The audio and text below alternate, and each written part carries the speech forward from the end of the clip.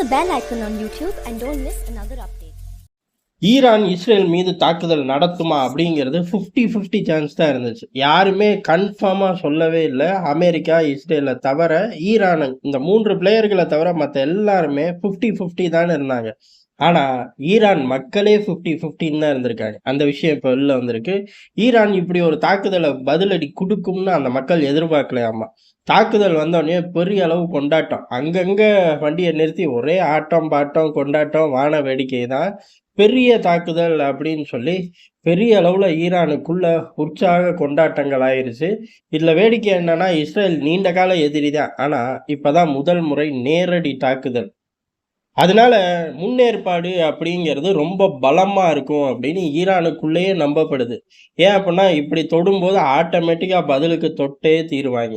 எப்படி ஹமாஸ் ஏவின ராக்கெட்டுகளுக்கு இப்ப காசா பகுதி, காசா ஸ்ட்ரிப்பை தொலைத்து எறிகிறாங்களோ, அந்த மாதிரி ஒரு பிளான் அவங்க கிட்ட கட்டாயம் இருக்கும். அதுவும் காலம் அப்படிங்கிறது ஈரான் அணு ஆயுதத்தை நோக்கி வெற்றிகரமா பயணிச்சுக்கிட்டு இருக்கக்கூடிய காலம். இந்த காலகட்டத்துல ஒரு தாக்குதல் அப்படிங்கிறது உள்ளூர் மக்களே 50% தான் நம்பி இருக்காங்க. அப்படி தாக்குதல் நடத்தின உடனே ஒரு பெரும் போர் வந்தா கூட நம்மனால சமாளிக்க முடியும், நம்ம நாட்டு இராணுவம் சமாளிக்க முடியும், ஈரானுக்குள்ள இறங்கி இஸ்ரேலால ஒன்றும் பண்ண முடியாதுங்கிறத இப்ப அந்த நாட்டு மக்கள் மெல்ல நம்ப ஆரம்பிச்சிருக்காங்க. ஒரு தாக்குதல் வந்தாலும் இஸ்ரேல் தோக்கும் அப்படின்னு சொல்லி ஈரான்ல கணிசமா ஒரு சதவீதம், அதாவது அந்த எண்ணிக்கை அப்படிங்கிறது உயருது. இம்புட்டுக்கு காரணம் அந்த 200 ஆளில்லா விமானங்கள் தான். சரி, இவ்வளவு பெரிய தாக்குதலை நடத்தும் போது ஈரானோட 1 டசன் இயக்கங்கள் என்ன பண்றாங்க அப்படிங்கிறதான். அந்த இயக்கங்கள் எல்லாம் ரேடியோ சைலன்ஸ் தான். ஒரே ஒரு ஆளை தவிர, ஹிஸ்புல்லாவை தவிர மற்ற யாருமே இதுவரை எந்த ஒரு டார்கெட்டையும் நோக்கி அவர்கள்கிட்ட உள்ள ராக்கெட்டுகளை ஏவவே இல்லை. எல்லாரும் அமைதி காக்கிறார்கள். ஏதோ ஒரு திட்டம் இருக்கும்.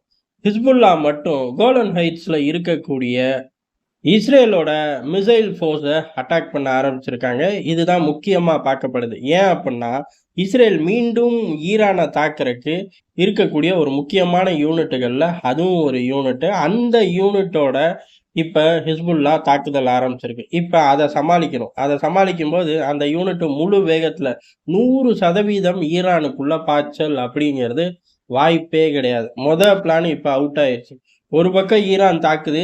ஈரானை திருப்பி தாக்கக்கூடிய சில முக்கியமான யூனிட்டுகளை நோக்கி ஹிஸ்புல்லா தாக்குதலை ஆரம்பிச்சிருக்கு.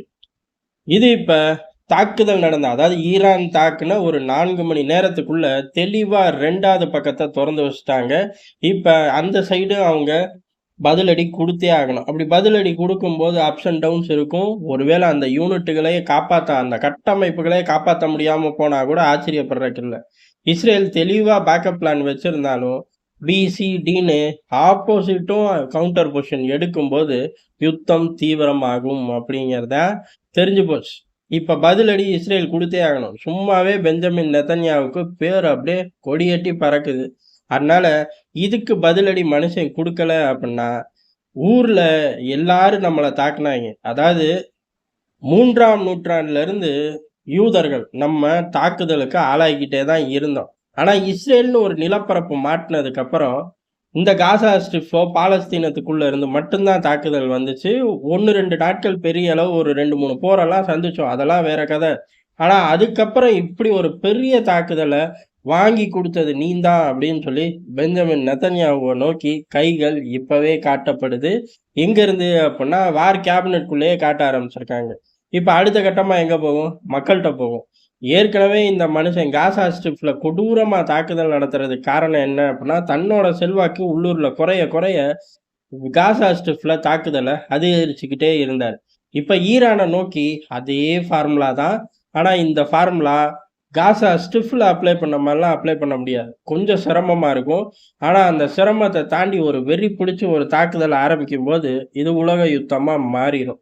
சரி, இவ்வளவு கூத்து நடக்கும்போது அண்ணன் அமெரிக்கா என்ன பண்றாரு அப்படிங்கிறதா, அண்ணன் அமெரிக்கா என்ன பண்றாருங்கிறத விரிவா அடுத்த பகுதியில பார்ப்போம்.